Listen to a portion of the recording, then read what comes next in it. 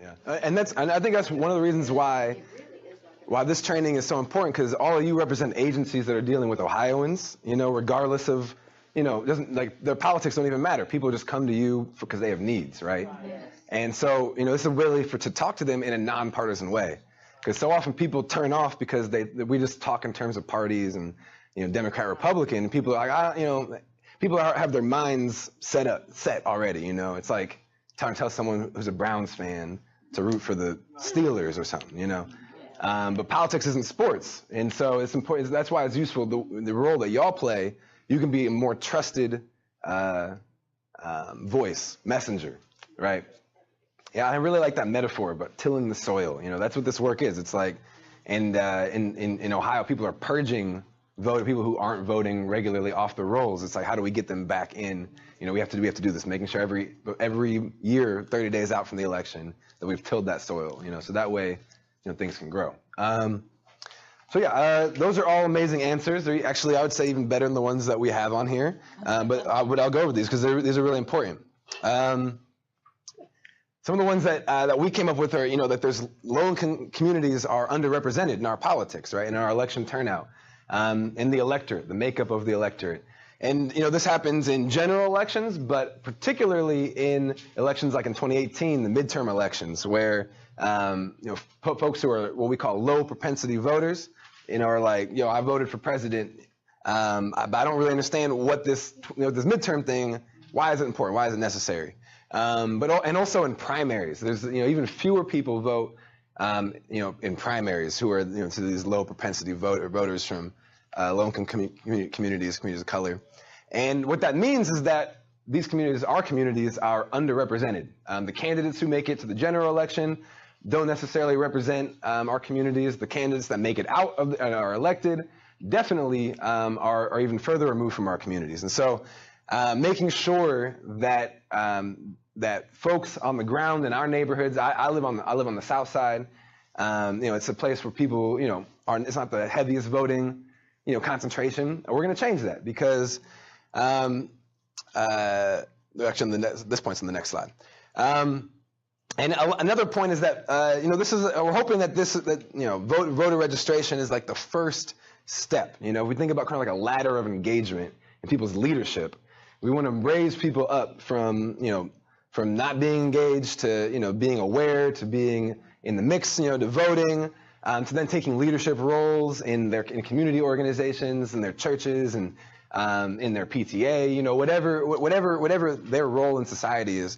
We want to actually increase the leadership of the folks from our communities. That's how in all these institutions and government and education, and that's how our communities will be more represented. And so we're hoping that this is also not the last thing that you do in terms of getting people engaged, but we're thinking of it more as a first step.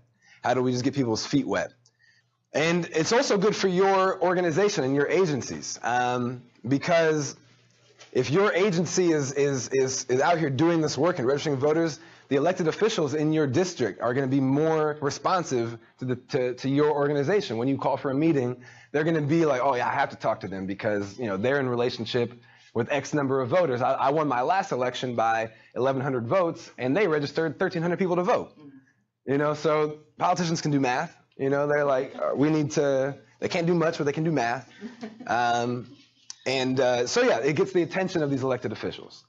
It also, gets your relationship in the community out there. If you're talking to people, talking to them about registering to vote, talking about them about the issues that matter to them, it changes the relationship you have with the community that you serve and gives you more of a clout.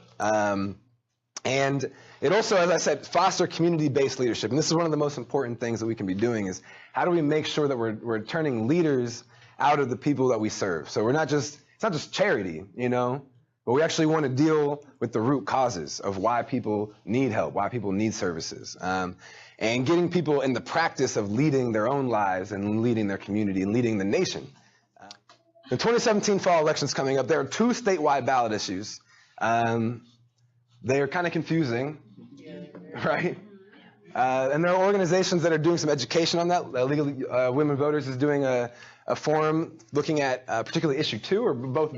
Both. Yeah, well, you can talk a little more about that. There's also local races all across the state In Cleveland, there's the mayor's elections coming up. In Columbus, there are city council races. And there are local ballot issues too. So see, these are some of the things that right now are sort of on the ballot. And a lot of times these local races and these local ballot issues have a more direct impact on our communities than even voting for president, you know. Not to say that we shouldn't vote for president. We definitely need to. But there's a lot of stuff that happens at this local level that voters just aren't engaged about on a day-to-day basis. And so it's really important in our communities to be educating people about city council, about the mayor's race, about what these folks are doing locally. In 2018, next year, it's a very important election. It's a very, very important cycle. We have a number of statewide seats up: governor, state attorney general, auditor, secretary of state. In this gerrymandering question, these are the folks who decide how the next lines will be drawn, unless we have this redistricting reform piece be successful in 2018. And so it's really important to educate people about the importance of voting for these folks. U.S. Senate, we have a major U.S. Senate race coming up. Races for Congress. I'm not sure. There'll be some important ballot issues in 20. There'll be a bunch. There'll be a bunch. We can get. I don't think any of them are official yet, but we can get into those later. Why nonprofits? And yeah, so we got into this a little bit earlier. But your organizations are already trusted and respected in communities. People come to you because they have needs, and you can help them. And you have that relationship. And so you're in touch with our communities in a way that allows your organizations to engage people, agitate people, push people, encourage people to get involved in a way that they might not listen just to either one of the political parties or people on TV, pundits. You know, there's a personal relationship, and that personal contact is the most important thing in politics. You know, people spend millions of dollars on TV ads and mailers, but a one-to-one conversation is the best tool to get somebody to register to vote, to turn out to vote, and to get engaged in their community. And so that's why it's so important that we have nonprofits in the mix. All right, so we're going to talk a little bit about nonpartisan guidelines for nonprofits.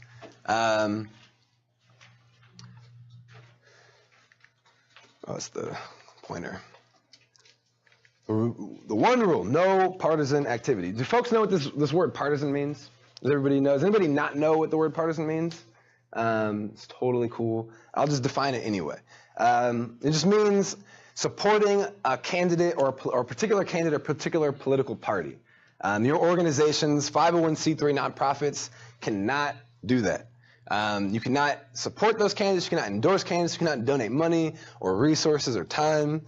You can't even rate candidates on particular issues. You can do some lobbying and holding people accountable, but you cannot sort of take a stance in these election cycles and you can't tell people who to vote for. You can tell people to vote, you know, for a particular issue, like make sure you vote in support of health care, you know, for all, or, you know, raising the minimum wage. We need to raise the minimum wage. We need to vote for candidates that want to raise the minimum wage, but you can't tell them what candidates to vote for. And it's very important to remember that. And it's useful too, because as I said earlier, Americans at large, particularly in Ohio, because of how many political ads we get, you know, inundated with, are really tired of partisan political speech. I'd say, and it's not engaging, it's not exciting, and so there's better ways to engage people anyway. But you can't do this one. You cannot do any partisan activity. Yeah, so you may not suggest which candidate to vote for. You can explain what it means to register with a party or as an independent. And you can provide nonpartisan voter guides. And so that's another important aspect in the voter education, the world of voter education, is providing people a guide actually on what are the offices. Just even like literally just explaining, what does the governor do? What does the Secretary of State do? A lot of times people don't vote for things because we don't feel like we have enough information. We don't trust ourselves to make that decision. Federal funding restrictions. So is there anyone in here any nonprofits in here that receive community service block grant funding? You think you might, potentially? Okay, so And we can talk a little bit more offline about some of the really nitty gritty stuff around this stuff, but it's just if you have people who are being paid through block grant funding, and also like Head Start stuff, you cannot use the money that's paying that staff or while they're on the clock for that work to conduct voter registration stuff. So or to provide rides to the polls, stuff like that. And AmeriCorps members cannot conduct voter registration during work hours too. So if you have AmeriCorps members who are working in your agency, those are just two of the stipulations. And it's because the money that they're getting, they just don't want that to be tied up. They people who are getting monies directly from the government, they don't want those people involved in politics, and just in the service. So I think it makes some sense. So we're talking a little about making a plan. Are people excited? Just thumbs up, thumbs to the side, thumbs down to do voter registration. Yeah? Not sure? Still figuring it out. Okay. We're gonna make a plan. Talk a little bit about this. So these are some things to consider. One is timing. Timing. Determine your time frame that is realistic.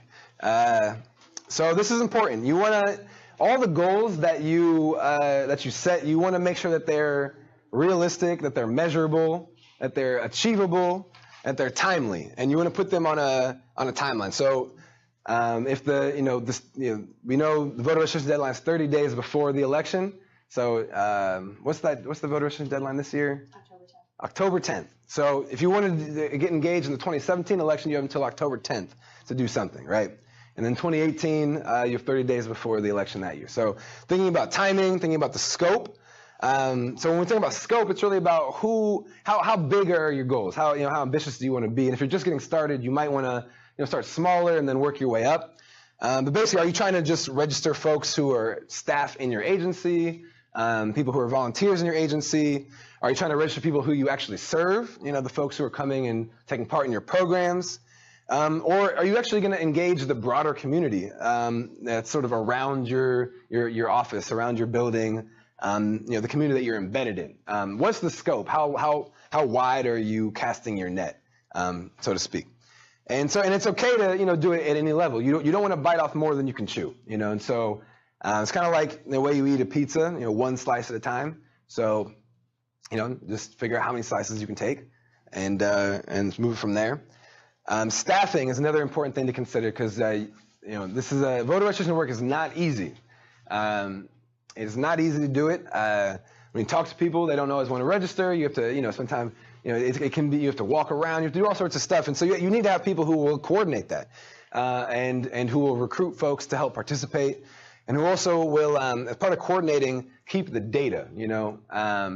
Making sure that the voter registration cards get turned in on time, which we'll talk a little bit more about all those rules about how you do that.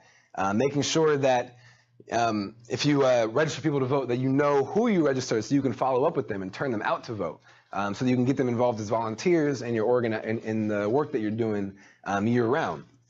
When you think about the kickoff, all these programs you want to make sure they get off to a good start. Have all the stuff figured out before, making sure that the staff in your agency know and are encouraged to participate, that whoever from the community needs to know is informed, and that there's a little bit of a there's sort of an event to kick off.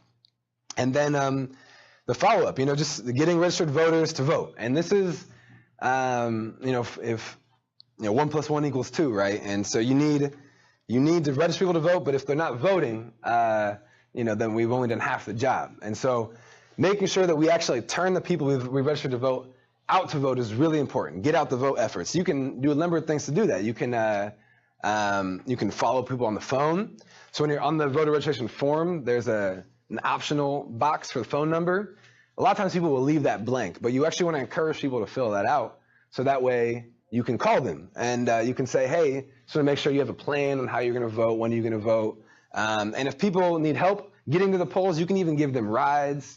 You can set up, transportation, childcare. There's whatever the barriers are, keeping people. We want to figure out how do we remove those barriers. What's keeping people from getting involved? Is it they don't have enough information? Is it they don't have time? Is it they don't have a ride? You know, what is it that's keeping them? And let's minimize those barriers. Yeah, and a good thing to remember or to know, if this is new information, is that there's a National Voter Registration Day. 1 week from today. 1 week from today. Wow, it snuck up on us. But this is a good date to keep on your calendar every year. At the very least, just to participate in it is a good way to get started with your agency being involved in voter registration efforts. And there's like a national website. There's some different resources there. Yeah, Carrie? If I could add, they send you free materials. So if you sign up on their website, so Marga's brought some of the posters and some of the stickers, and they've got all kinds of materials on their website. They've got a whole toolkit. All the stuff is free. So you can download all kinds of good stuff there to kind of jumpstart a voter registration drive that you're using. Yeah, so please, go to this, participate in this every year, every single year. It's become bigger and bigger every year.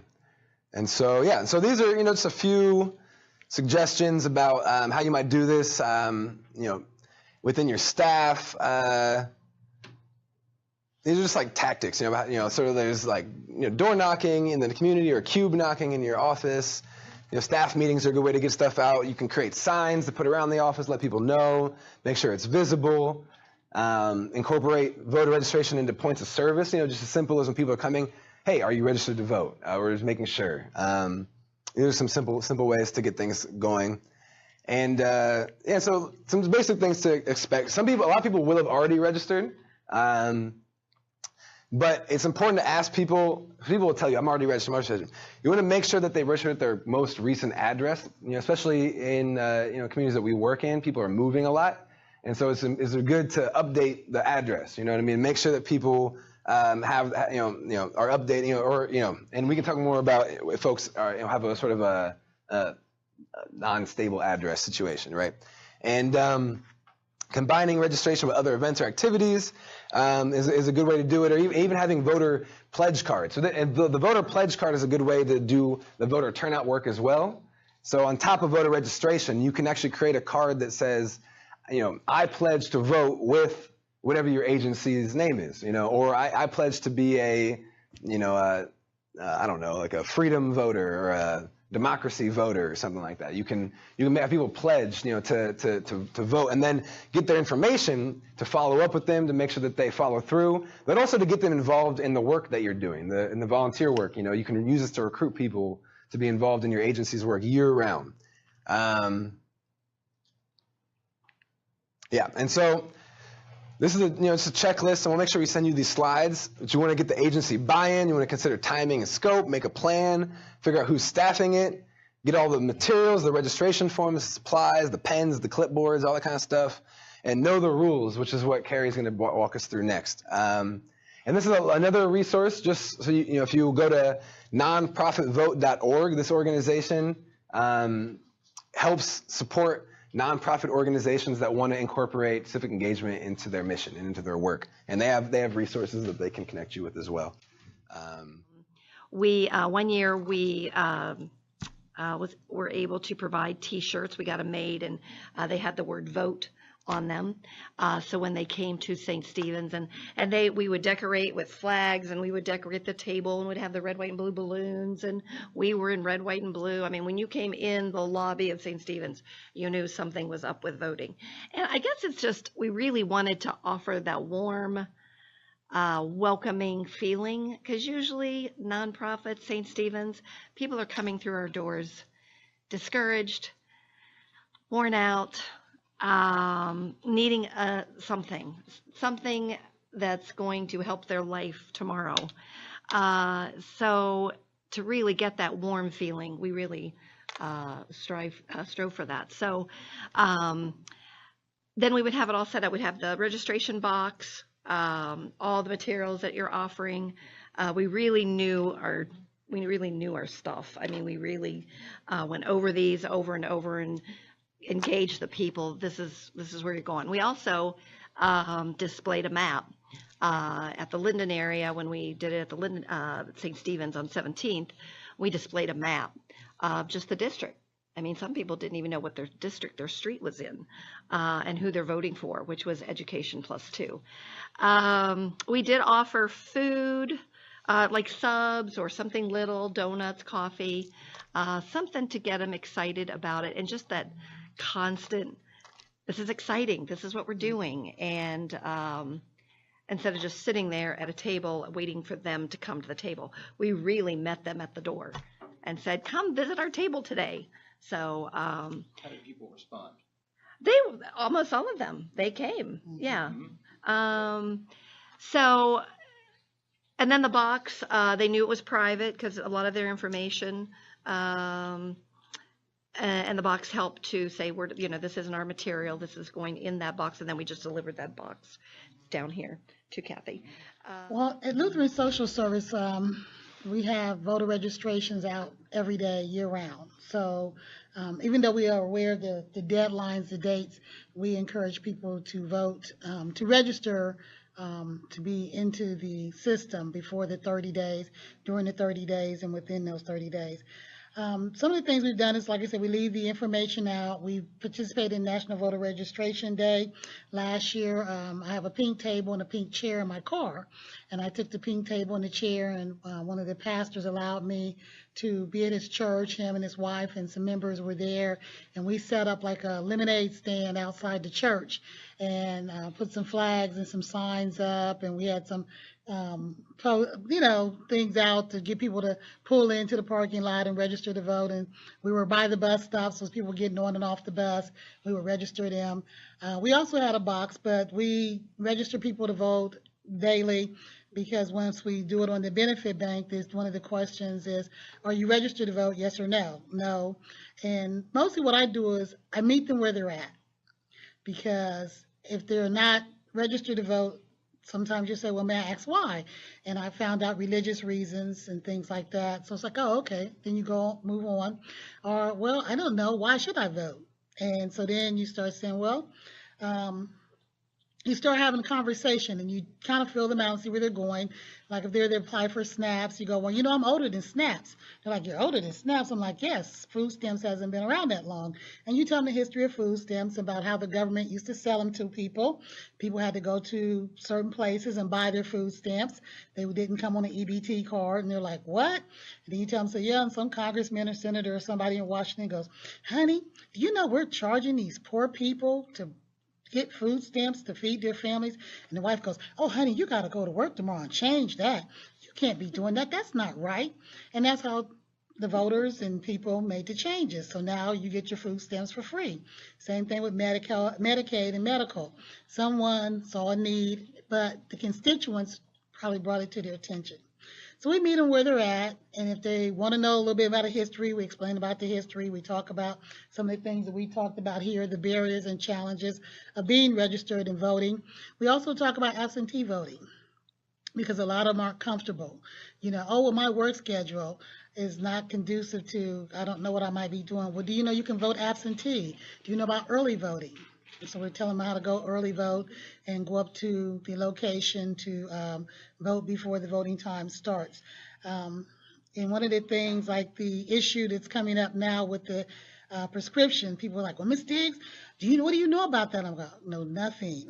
So reach out to League of Women Voters, you reach out to others, and you find out where there's going to be some conversations, where there's going to be forums for them to go get informed. Because being nonpartisan, we can't tell them either way. We're watching them try to get medical, struggling to get their medication, struggling to stay healthy, struggling to get to doctors.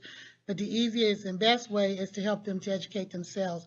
And so a lot of times, if they can't make those, then we'll see if people can give us information just to have out, or just to give to them, or just link them with those services. Yeah, so we are excited about National Voter Registration Day. I got the pink table and the pink chair in my car. Keep it with me. So if we want to sit out on Parsons and and read and register people to vote. We'll be there if you want to register at any time. Come to any of our locations. You can go into any public library and vote, register. You can, now we have online, well, Carrie may talk about that. So we have the online registration process ready to go. Did I answer all the questions? Yeah. Okay. Yeah, great. So how about we take about 5-minute break here? There's coffee, donuts and snacks back here, water. So